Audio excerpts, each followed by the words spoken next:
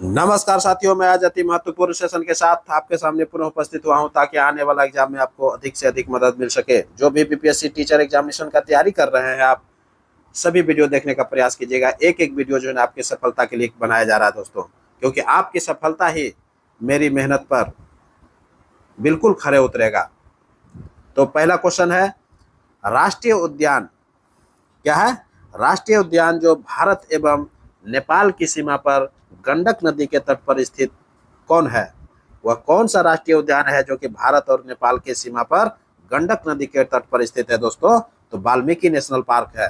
कौन है? Valmiki national park है, जो कि ऑप्शन सी हो जाएगा। बहुत इंपॉर्टेंट क्वेश्चन है, यही सब क्वेश्चन जो है एग्जामिनेशन में पूछा जाता है, इसलिए मैं वैसे क्वेश्चन को आपके सामने प्रस्तुत करूंगा ताकि आपका सिलेक्शन निश्चित हो सके। नेक्स्ट क्वेश्चन है, अमरबेल। अमरबेल किसका उदाहरण है? अमरबेल जो है किसका उदाहरण है? ये परजीवी है। अमरबेल क्या है? ये परजीवी है। ऑप्शन क्या हो जाएगा? ऑप्शन बी हो जाएगा। अमरबेल क्या है? एक परजीवी है। नेक्स्ट क्वेश्चन है, मनुष्य के आंसू में कौन सा एंजाइम होता है जिससे जीवाणु मर जाते हैं? देखिए, बहुत इंपॉर्टेंट क्वेश्चन कह रहा है कि मनुष्य के आंसू में कौन सा एंजाइम होते हैं जिसके कारण जो है जीवाणु मर जाते हैं, जिससे क्या होते हैं? जीवाणु मर जाते हैं। तो लाइसोजाइम नाम का एंजाइम पाया जाता है। मनुष्य के आंसू में क्या पाया जाता है? लाइसोजाइम नाम का एंजाइम पाया जाता है जिससे जीवाणु मर जाते हैं। ऑप्शन बी हो जाएगा। क्लियर? नेक्स्ट क्वेश्चन है, निम्न कथन में से कौन सा सत्य है? तो एक एक कथन को हम लोग देखेंगे और सत्य की पहचान करेंगे। पहला कथन है, कह रहा है कि महेंद्रगिरी पर्वत उड़ीसा में है। महेंद्रगिरी पर्वत जो है उड़ीसा में है, ये बिल्कुल सत्य है। क्लियर? महेंद्रगिरी पर्वत कहाँ है? उड़ीसा में है, यह बिल्कुल सत्य है। दूसरा है, महाबालेश्वर। महाबालेश्वर पर्वत महाराष्ट्र में है। महाबालेश्वर पर्वत जो है महाराष्ट्र में है, यह बिल्कुल सत्य है। क्लियर? तीसरा है, मिकिर पहाड़ियां अरुणाचल प्रदेश में है। मिकिर पहाड़ियां जो है अरुणाचल प्रदेश में है, यह भी बिल्कुल सत्य है।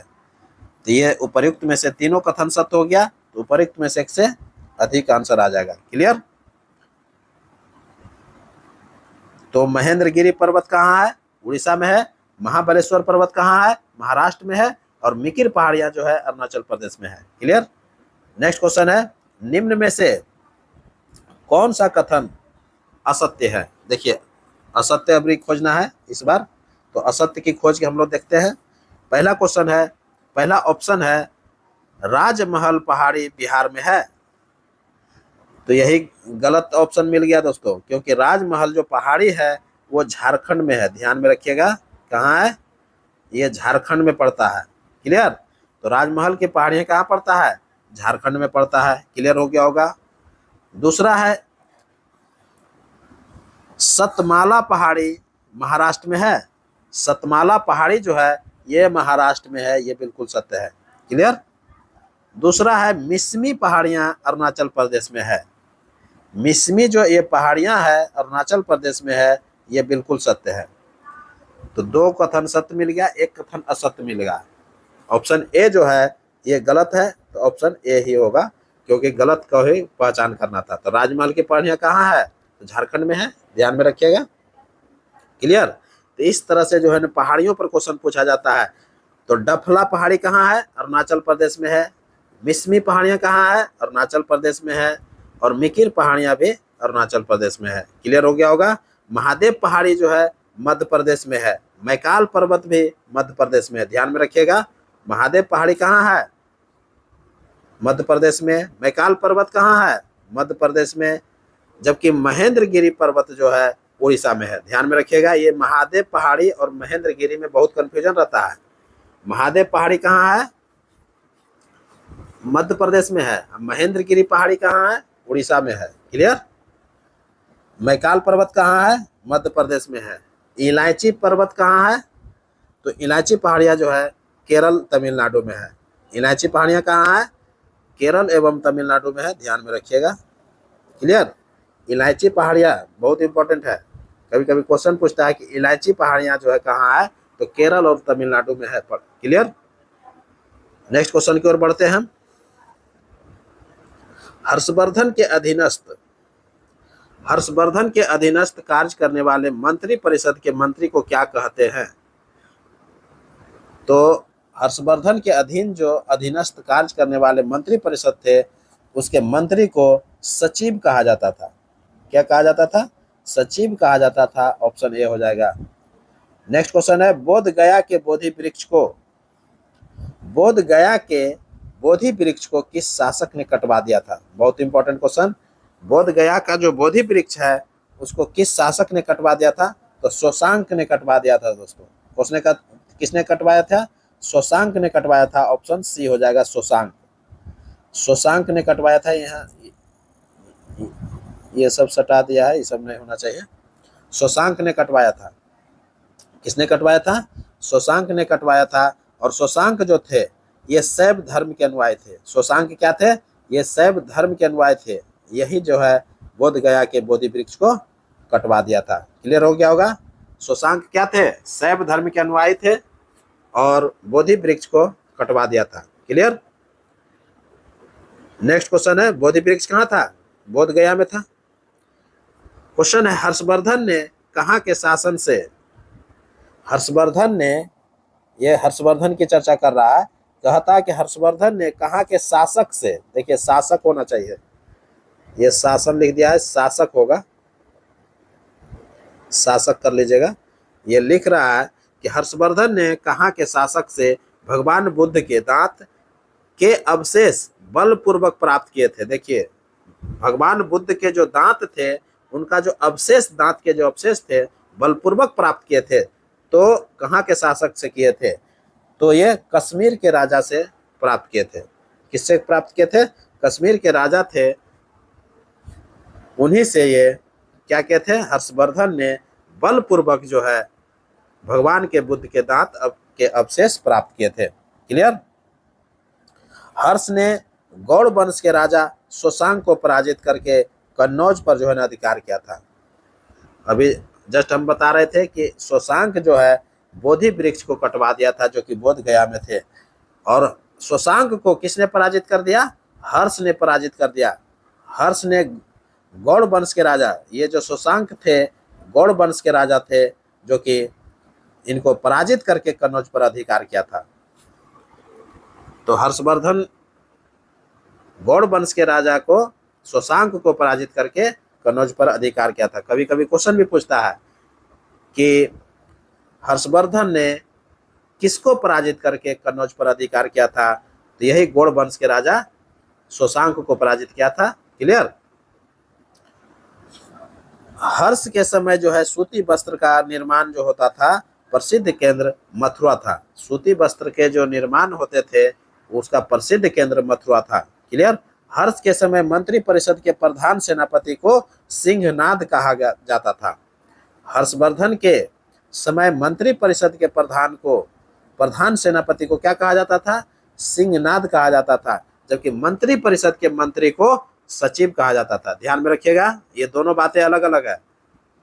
हर्षवर्धन के समय मंत्री परिषद के प्रधान सेनापति को सिंहनाद कहा जाता था, जबकि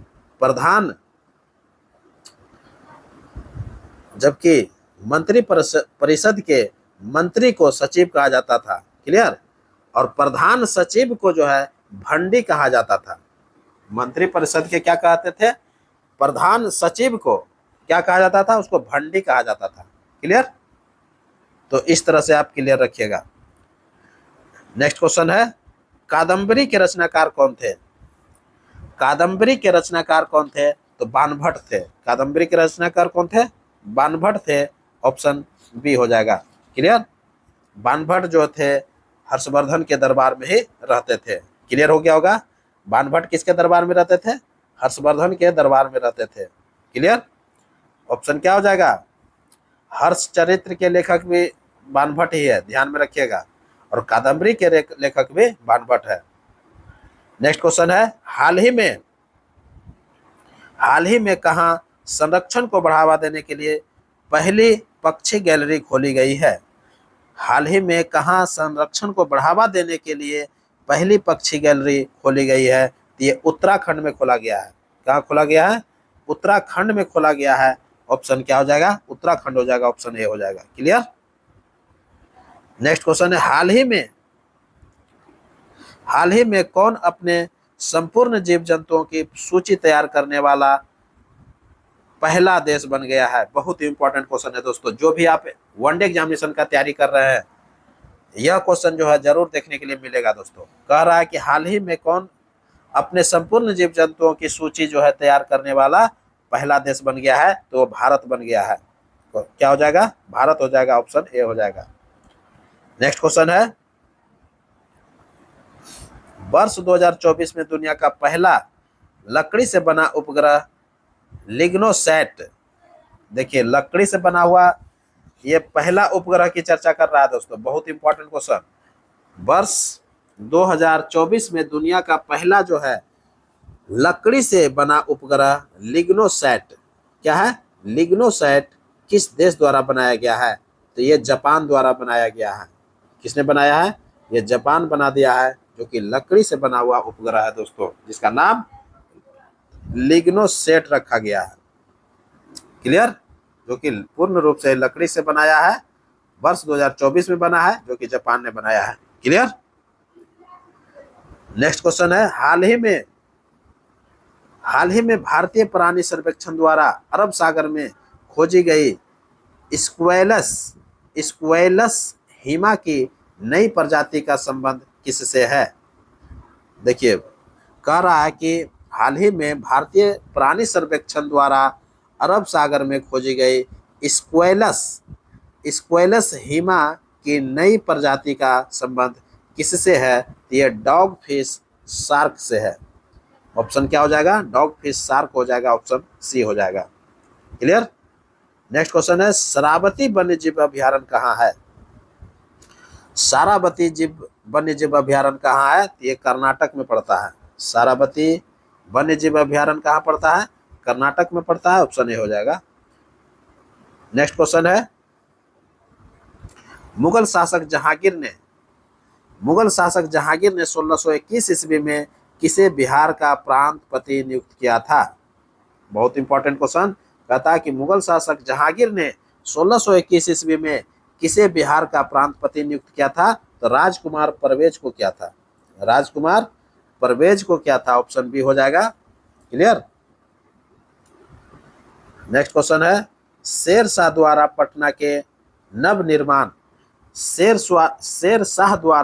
पटना के नवनिर्माण का वर्णन किस रचना में मिलती है? देखिए बहुत इंपॉर्टेंट क्वेश्चन। पटना का जो नवनिर्माण किया गया था शेर शाह के द्वारा, तो किस रचना में इसका वर्णन मिलता है?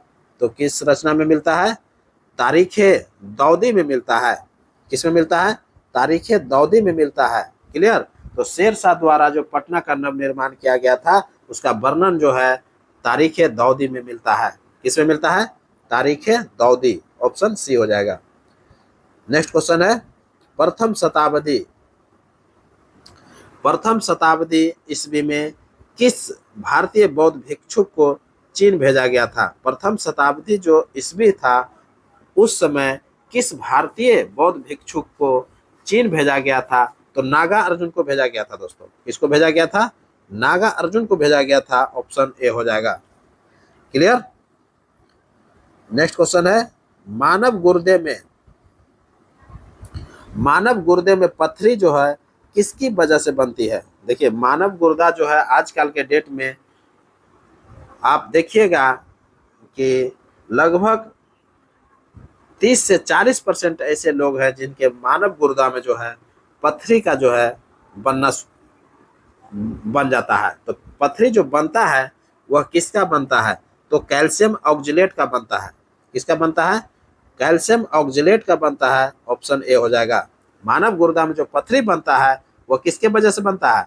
कैल्शियम ऑक्जेलेट के कारण बनता है, ऑप्शन ए हो जाएगा। क्लियर। नेक्स्ट क्वेश्चन है, राष्ट्रीय पोत संस्थान पटना के किस स्थान पर है? देखिए बहुत इंपॉर्टेंट क्वेश्चन।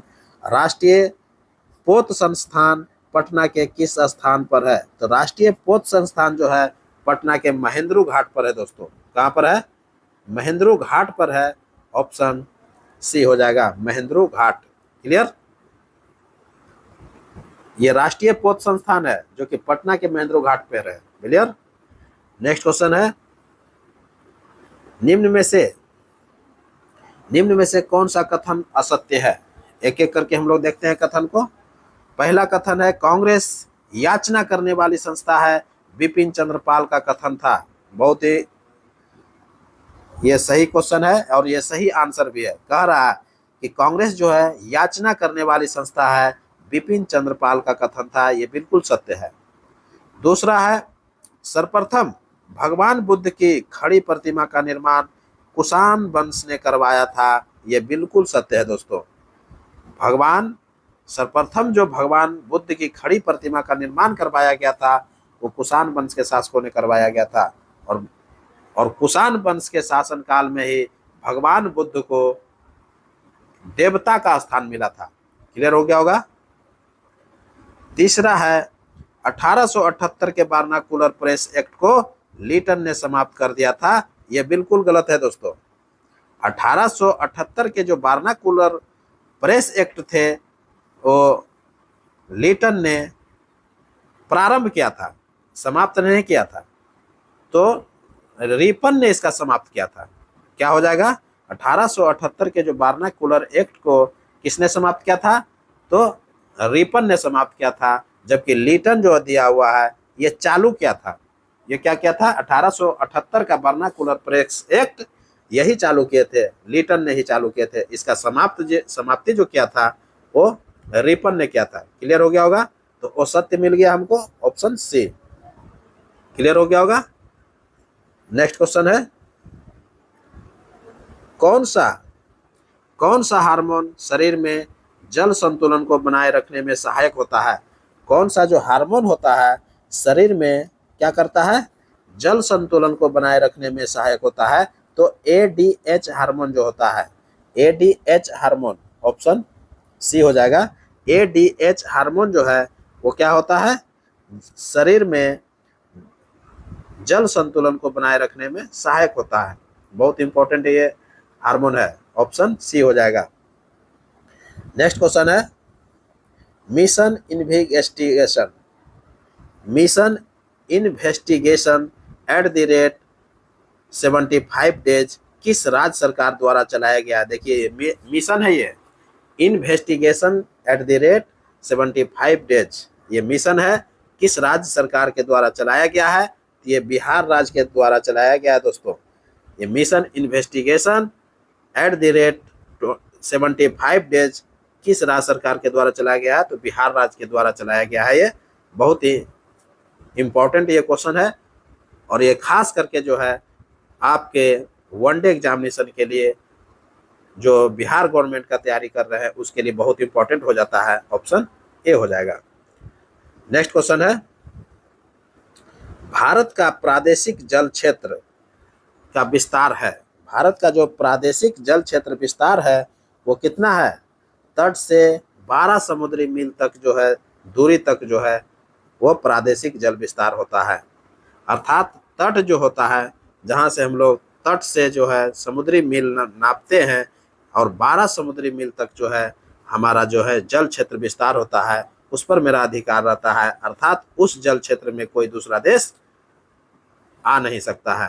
क्लियर हो गया होगा? तो भारत का जो प्रादेशिक जल क्षेत्र विस्तार है वो तट से 12 समुद्री मील तक है। कहाँ तक है? 12 समुद्री मील तक है। ऑप्शन क्या हो जाएगा? ऑप्शन ए हो जाएगा। तो ये सभी देश का जो है जल क्षेत्र विस्तार होता है। ये भी ध्यान रखिएगा, जितना भी देश है तटीय क्षेत्र वाला वो उसका जो जल क्षेत्र विस्तार है वो 12 समुद्री मील तक होता है। क्लियर हो गया होगा? उतना पर उसका अधिकार रहता है। नेक्स्ट क्वेश्चन है, विद्युत चालकता की इकाई क्या है? बहुत इंपॉर्टेंट क्वेश्चन। विद्युत चालकता की इकाई क्या है? तो महो होता है। क्या होता है? महो होता है। ऑप्शन सी हो जाएगा। विद्युत चालकता की इकाई क्या होता है? महो होता है। जबकि विद्युत प्रतिरोध का एसआई मात्रक ओम होता है और विद्युत धारा का एसआई मात्रक एम्पियर होता है। क्लियर हो गया होगा। विद्युत चालकता का ऐसा मात्रक महो, विद्युत प्रतिरोध का ऐसा मात्रक ओम, और विद्युत धारा का ऐसा मात्रक एम्पियर। क्लियर। यही सब क्वेश्चन जो है आपको एग्जामिनेशन में एलिमिनेट करने में जो है आपको सुविधा होता है, और आपको जो है एग्जामिनेशन में सफलता प्राप्त मिलता है। नेक्स्ट क्वेश्चन है, विश्व में गेहूं के मंडी के नाम से, विश्व में गेहूं के मंडी के नाम से विख्यात शहर कौन है? विश्व में गेहूं के मंडी के नाम से विख्यात शहर कौन है? तो बेनीपेग है दोस्तों, जो कि कनाडा में पड़ता है। ये बेनीपेग जो है ये कनाडा में पड़ता है, जो कि विश्व में गेहूं के मंडी के नाम से विख्यात है। ये बेनीपेग जो है गेहूं के मंडी के नाम से विख्यात है, जो कि कनाडा का ये शहर है। क्लियर। तो ऑप्शन क्या हो जाएगा? सी हो जाएगा। विश्व में गेहूं की मंडी के नाम से कौन विख्यात है? बेनीपेग, कनाडा में पड़ता है। Clear. Next question, green house gas की संकल्पना, ग्रीन हाउस गैस की संकल्पना किसने दी थी? ग्रीन हाउस गैस की संकल्पना जो है जोसेफ फ्रोरियर ने दिया था, जोसेफ फ्रोरियर ने दिया था। ऑप्शन क्या हो जाएगा? सी हो जाएगा। ग्रीन हाउस गैस की संकल्पना किसने दिया था? जोसेफ फ्रोरियर ने दिया था। ऑप्शन क्या हो जाएगा? ऑप्शन सी हो जाएगा। क्लियर हो गया होगा। नेक्स्ट क्वेश्चन, कौन सा मिट्टी नदियों द्वारा निर्मित है? ये निर्मित हो जाएगा, देखिए निर्मित, ये सही कर लीजिएगा आप लोग। निर्मित कह रहा है कि कौन सा मिट्टी नदियों द्वारा निर्मित है। तो कौन सा मिट्टी जो है नदियों द्वारा निर्मित है? तो जलोढ़ मिट्टी होता है। क्या होता है? जलोढ़ मिट्टी जो है ये नदियों द्वारा निर्मित होता है। ऑप्शन क्या हो जाएगा? ऑप्शन बी हो जाएगा। जलोढ़ मिट्टी उस मृदा को कहते हैं जो बढ़ते हुए जल द्वारा बहाकर लाई गई हो तथा कहीं जो है अन्यत्र जमा की गई हो। अर्थात क्या करता है, जब जल जो होता है दूरों दूरों से बहा करके जो ला करके एकत्र किया जाता है और एक जगह पर जमा हो जाता है, यह मिट्टी जो है मुख्य, यह मिट्टी क्या होता है? भुरभुरी टाइप का होता है। यह मिट्टी कैसा होता है? भुरभुरी टाइप का होता है। यह मिट्टी देश के 40% भूभाग पर पाया जाता है। यह मिट्टी जो है जलोढ़ मिट्टी देश के 40% भूभाग पर पाया जाता है। जलोढ़ मिट्टी में पोटास, फास्फोरस क्या होता है? पोटास होता है, फास्फोरिक अम्ल होता है, चूना होता है, कार्बन तत्वों की प्रचुरता में पाया जाता है। जलोढ़ मिट्टी में कौन सी पाया जाता है? पोटास पाया जाता है, फास्फोरिक अम्ल पाया जाता है, चूना पाया जाता है, कार्बनिक तत्व पाया जाता है। क्लियर। लेकिन इसमें जो क्या नहीं पाया जाता है? तो नाइट्रोजन एवं ह्यूमस की कमी होता है। कभी कभी क्वेश्चन भी पूछता है कि कौन सा मिट्टी में नाइट्रोजन एवं ह्यूमस की कमी होता है? तो जलोढ़ मिट्टी में ही होता है। क्लियर रखिएगा कि कौन सा मिट्टी में नाइट्रोजन एवं ह्यूमस की कमी होता है? तो जलोढ़ मिट्टी में होता है। क्लियर। काली मिट्टी को रेगुर मिट्टी के नाम से जाना जाता है। काली मिट्टी को क्या करते हैं? कहते हैं रेगुर मिट्टी के नाम से जाना जाता है। क्लियर। इसी को कपासी मिट्टी के नाम से भी जाना जाता है, क्योंकि काली मिट्टी में कपास की खेती प्रचुरता से होती है। इस मिट्टी में लोहा, चूना, पोटास, एल्युमिनियम, कैल्शियम प्रचुर मात्रा में पाया जाता है। काली मिट्टी में क्या होता है? लोहा, चूना, पोटास, एल्युमिनियम, कैल्शियम प्रचुर मात्रा में पाया जाता है। जबकि इसमें जो है नाइट्रोजन, फास्फोरस, कार्बनिक तत्व जो है का कमी होता है। किसका किसका कमी होता है? नाइट्रोजन, फास्फोरस, कार्बनिक तत्व की कमी होता है काली मिट्टी में। क्लियर हो गया होगा। लेटेराइट मिट्टी जो है लौह ऑक्साइड एवं एल्युमिनियम ऑक्साइड की प्रचुरता होती है। लेटेराइट मिट्टी में किसका प्रचुरता होता है? लौह ऑक्साइड एवं एल्युमिनियम ऑक्साइड की प्रचुरता होती है। परंतु नाइट्रोजन, फास्फोरिक अम्ल, पोटास, चूना एवं कार्बनिक तत्व की कमी होता है। देखिए लेटेराइट मिट्टी की चर्चा है। लेटेराइट मिट्टी में क्या क्या नहीं पाया जाता है? नाइट्रोजन नहीं पाया जाता है, फास्फोरिक अम्ल नहीं पाया जाता है, पोटास नहीं पाया जाता है, चूना नहीं पाया जाता, कार्बनिक तत्व नहीं पाया जाता है। इन सभी का जो है कमी होता है। लेकिन पाया क्या जाता है? तो लौह ऑक्साइड एवं एल्युमिनियम ऑक्साइड पाया जाता है। लेटेराइट मिट्टी में जो है चाय की खेती के लिए उपयुक्त माना जाता है। क्लियर। एकदम क्लियर रखिएगा। नेक्स्ट क्वेश्चन है, कहवा पत्तन के नाम से किसे जाना जाता है? कहवा पत्तन के नाम से किसे जाना जाता है? तो सेंटोस को जाना जाता है। कहवा पत्तन, ये बहुत बार बार क्वेश्चन ये पूछा जाता है, कहवा पत्तन के नाम से कौन विख्यात है? तो सेंटोस को कहा जाता है, कहवा पत्तन के नाम से जाना जाता है। क्लियर? सेंटोस बंदरगाह जो है ब्राजील के साओ पालो राज्य के सेंटोस शहर में स्थित है। क्लियर? सेंटोस बंदरगाह कहाँ है? ये ब्राजील के जो साओ पालो राज्य है, साओ पालो राज्य के सेंटोस शहर में स्थित है ये सेंटोस बंदरगाह। क्लियर? इसे कहवा पत्तन के नाम से भी जाना जाता है, क्योंकि ब्राजील का अधिकांश कहवा जो है इसी बंदरगाह से निर्यातित होता है। क्योंकि ब्राजील का अधिकांश कहवा जो होता है सेंटोस बंदरगाह से ही निर्यातित होता है। यह लैटिन अमेरिका का सबसे बड़ा बंदरगाह है। सेंटोस बंदरगाह जो है लैटिन अमेरिका का सबसे बड़ा बंदरगाह है। इसकी संरचना जो है ब्राजील में सबसे आधुनिक मानी जाती है। सेंटोस बंदरगाह की जो संरचना है ब्राजील में क्या होता है? सबसे अधिक माना जाता है, आधुनिक माना जाता है। मतलब इसका जो संरचना जो बनाया गया है सेंटोस बंदरगाह का, आधुनिक ढंग से बनाया गया है। क्लियर हो गया होगा? नेक्स्ट क्वेश्चन देखते हैं। महावीर स्वामी का जन्म कहाँ हुआ था? महावीर स्वामी का जन्म जो हुआ था वो कुंडग्राम में हुआ था। महावीर स्वामी का जन्म कहाँ हुआ था? कुंडग्राम में हुआ था। 500 कहीं 99 BC लिखता है, कहीं 540 BC लिखता है, इसलिए हम दोनों बातें लिख दिए। तो कुंडग्राम में महावीर स्वामी का जन्म हुआ था और वैशाली के निकट हुआ था। कहाँ हुआ था? ये कुंडग्राम जो पड़ता है बिहार के वैशाली के निकट पड़ता है। क्लियर? बचपन का नाम वर्धमान था। बचपन का नाम क्या था महावीर स्वामी का? वर्धमान नाम था। और माता जो थी महावीर स्वामी का त्रिशला, जो कि लिच्छवी राजा चेटक की बहन थी।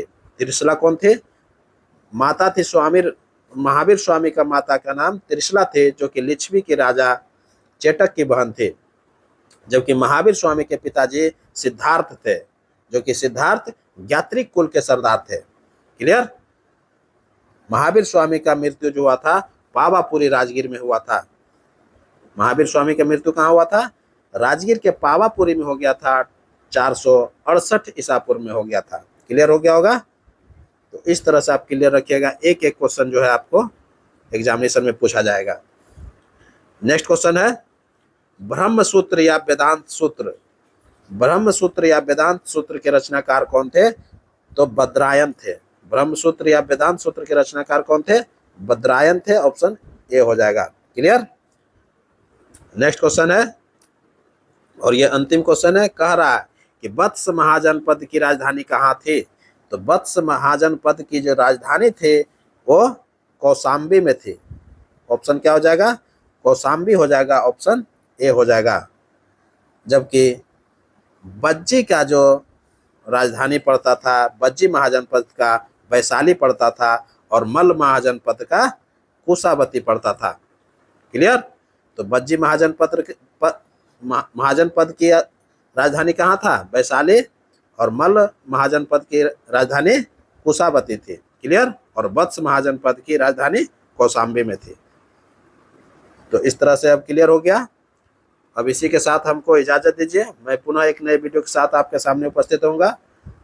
इसी तरह पढ़ते रहिए और नेक्स्ट वीडियो का इंतजार कीजिए। नमस्कार, जय हिंद।